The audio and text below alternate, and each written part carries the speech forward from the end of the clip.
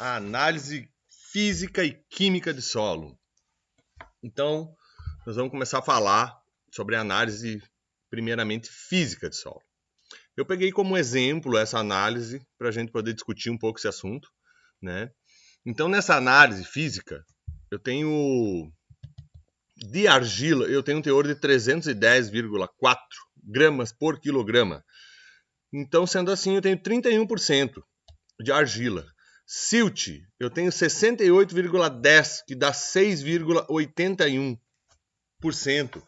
O que é o silt? O silt são grânulos menor do que um grão de areia, porém maiores que um grão de argila. Então, a areia total, eu tenho 621 gramas por quilograma, então dá uns 62,15%. Então, pegando isso num manual, a gente utiliza para tirar todos esses resultados um manual de adubação e calagem do Espírito Santo, porque aqui na Bahia a gente não tem ainda um manual. E cada região trabalha com um seu manual de adubação e calagem. Ok? Então a tipologia desse solo é um tipo 2, né? Um solo de estrutura média que ele contém argila de 15% a 35%. Então, agora a gente vai passar para a análise química.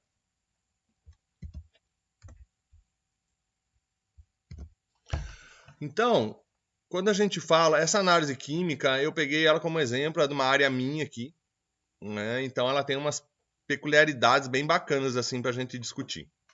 Então, eu começo com as informações, para todo mundo poder entender as informações que contém numa análise de solo. Tá? O pH, a gente sempre utiliza o pH em água. É esse que vale. Então, o pH em água, eu tenho um pH de 5,84. Né? O ideal é a gente sempre busca um pH de 7. Né? Então, aí o pH em Ca mais cloro, eu vou passar. Então, aí depois a gente vem um fósforo, né? Que ele tem um extrator através da técnica de Melkin. Então, é miligrama por decímetro cúbico. Eu tenho, nesta análise, 2,62. Então, está baixo o meu fósforo. Porém, eu teria que ter um solo top, em torno de uns 20, ou próximo disso. Né? Mas é uma coisa bem difícil de se fazer aqui na nossa região. Aí depois eu venho com potássio. O potássio também eu tenho 18,7. Então ele está abaixo. Eu teria que ter acima de 100 a 150, estaria muito bom. Né? Aí depois eu venho com cálcio. Notem que agora já muda a nomenclatura, já não é mais miligrama por decímetro cúbico. Aqui eu já trabalho em centimol por decímetro cúbico. Isso é muito importante quando a gente vai fazer essas leituras das análises, né? Você saber o que é isso. Então, o cálcio eu já tenho 3,44. Ele está classificado como médio. O que eu teria que ter seria bom um 4. Magnésio. Então, o magnésio também 0,35. O ideal seria 1. Depois, mais para frente, a gente vai falar sobre essas relações, né? Alumínio, eu tenho 0. Ótimo. Isso, alumínio é tóxico para a planta.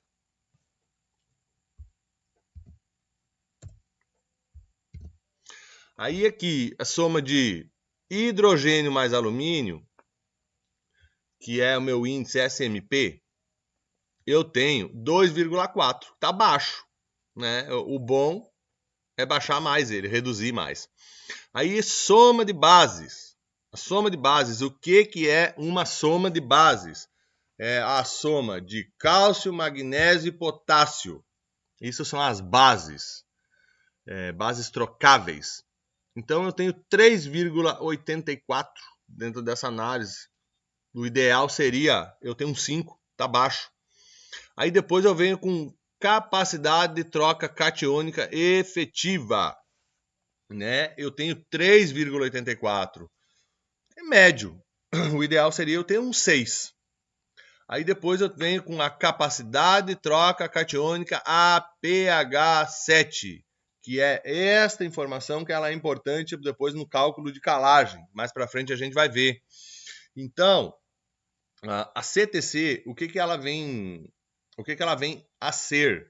É a capacidade de troca catiônica, é a capacidade dos colóides do solo de reter cátions, que é dependente de cargas negativas presentes. Eu preciso ter cargas negativas presentes no solo para reter as positivas, segurar. Aí depois disso, eu venho com um índice de saturação de bases. Já falei lá atrás o que são as bases. E esse V aqui, o índice de saturação de base, ele é extremamente importante também, que a gente faz a conta de calagem em cima disso. Tem diversas formas de se fazer conta de calagem, porém eu utilizo o índice de saturação de bases. Então eu tenho 61,54, a gente busca sempre um 70. Então, aí depois vem o índice de saturação de alumínio. Ótimo, eu tenho 0, isso é excelente. Aí depois eu venho com matéria orgânica. Já mudou também a nomenclatura, que eu já venho DAG por quilograma. Aí eu tenho 3,24. No manual, 3 está bom, né? Mas eu acho que isso a gente sempre tem que buscar melhorar isso.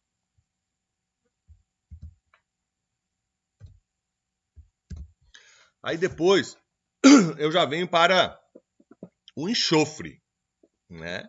O enxofre eu tenho 12,2 nessa análise.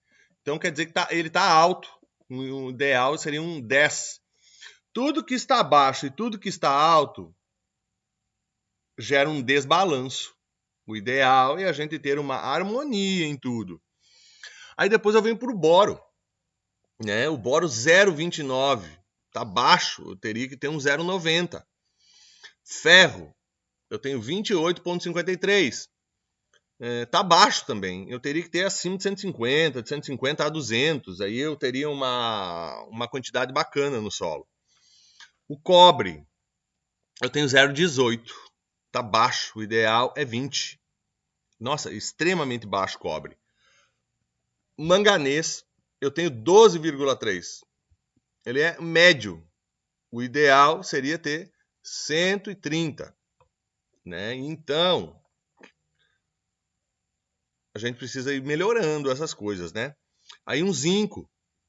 O zinco eu tenho 2,31. Tá baixo.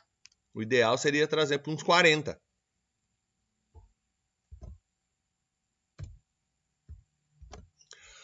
Aí, continuando. Quando eu falei lá na CTC, que é a soma das bases, é a capacidade de troca catiônica, essas coisas. Aí eu tenho a quantidade de potássio na CTC do solo. Eu tenho 0,77, muito baixo. Eu precisava ter um 5. Aí a quantidade de cálcio na CTC. Eu tenho 55,13, baixo. O ideal é um 65.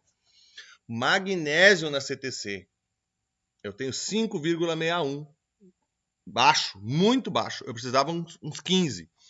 Notem que a gente sempre está falando nessas bases, soma de bases, que está lá atrás. Lá. Aí, o alumínio na CTC, eu tenho 0. Ótimo, ótimo, ótimo.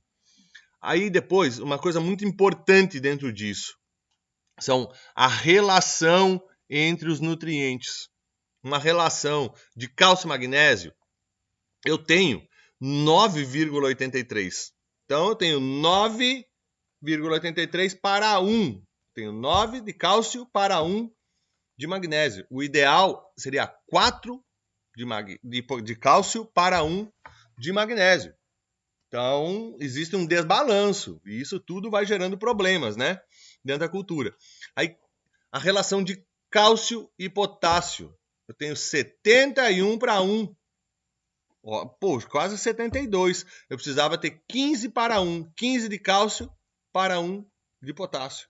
Então, tá bem desbalanceado isso. Aí magnésio e cálcio e potássio. Eu tenho 7,32 para 1. O ideal seria eu ter 5 de magnésio para 1 de potássio.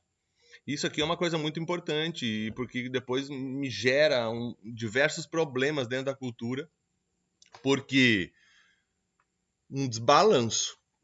E aí depois a gente vai falar mais para frente sobre cargas, o que a planta, como é que ela absorve esses nutrientes, essas coisas. Agora a gente vai fazer um cálculo de calagem, tá? Como que é feito esse cálculo? Então, eu trabalho particularmente com saturação de bases. Então eu pego o V2, que é a saturação de bases que eu quero, que eu desejo obter, e diminuo da saturação de base que eu tenho. Então vamos lá. 70 o meu alvo de saturação de base. Então, e eu já diminuo do 61,54 que eu tenho. Tendo esse resultado, eu vou multiplicar pela minha CTC, que é o T. Ótimo, eu tendo novamente esse resultado, eu divido pelo PRNT do calcário.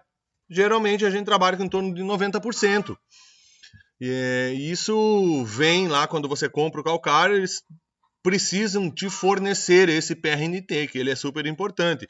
É o poder de neutralização que ele vai ter dentro de 90 dias. Isso que quer dizer o PRNT. Então, tendo um regime de chuva normal, chovendo, né, precisa de chuva, 90% dele vai reagir em 90 dias. Ótimo.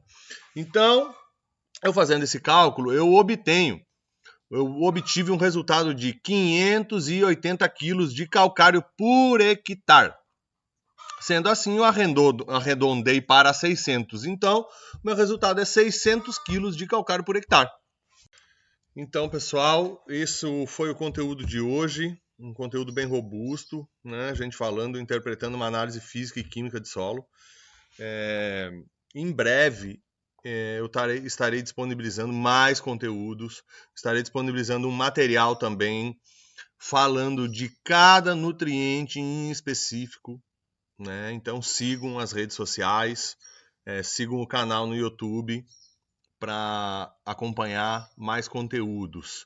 Então, obrigado, valeu e vamos para cima.